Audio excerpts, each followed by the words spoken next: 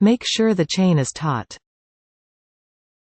You'll want to avoid having any slack in your chain as you're trying to break it. If you're working on a bike chain, shift the chain to the largest front and rear sprockets.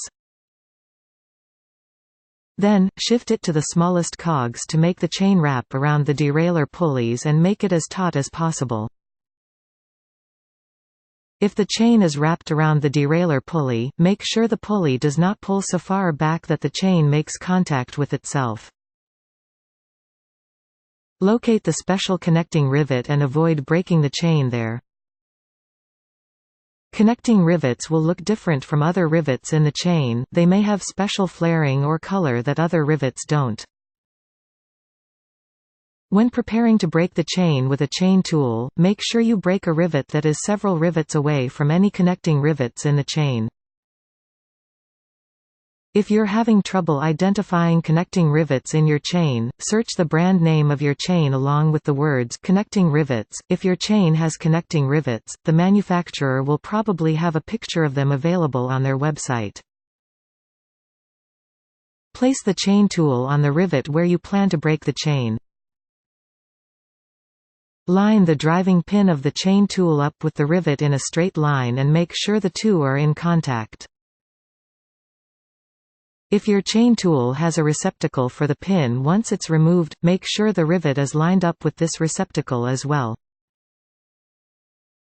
You may need to unscrew part of the chain tool to retract the driving pin before you can place the tool on the rivet. Make sure the driving pin is in the center of the rivet head, otherwise, you won't be able to force it out. Force the rivet out to break the chain.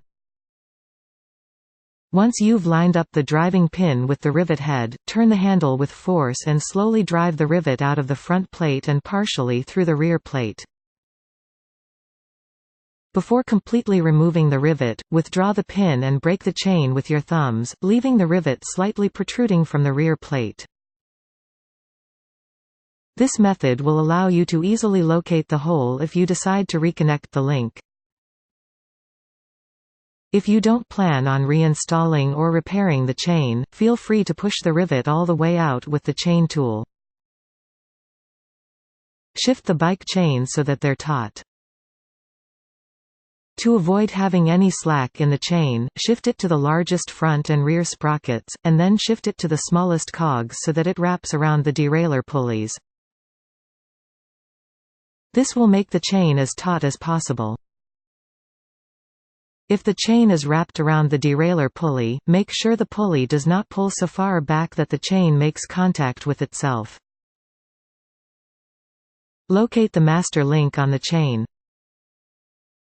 On a linked chain, the master link will have a pair of unique side plates that may be a different color than the other links.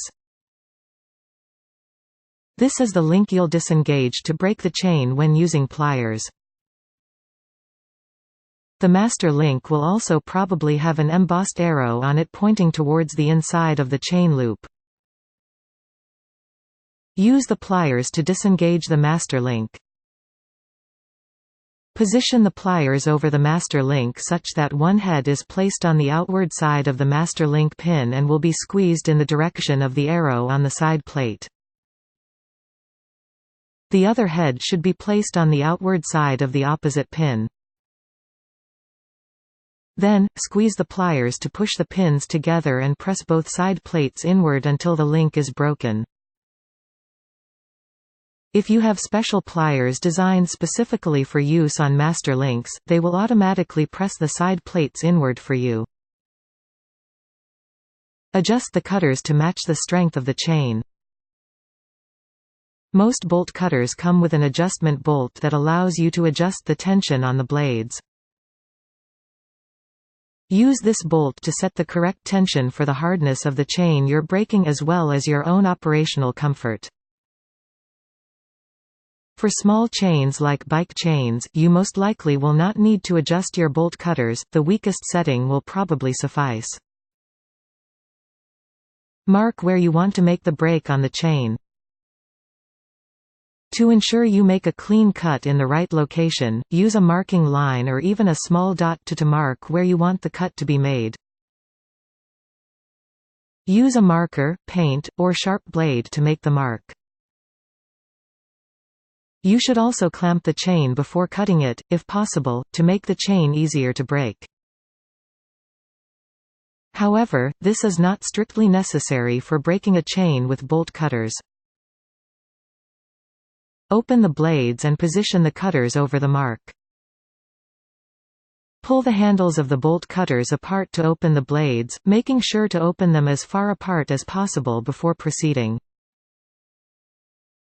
Then, move the cutter head so that the marked part of the chain is situated between the blades. Close the blades and apply force. Move the handles back towards one another to close the blades over the chain, going slowly at first. Once the blades have made physical contact with the chain, continue closing the blades and apply force until the chain has been broken. Make sure you're using a firm grip when closing the blades.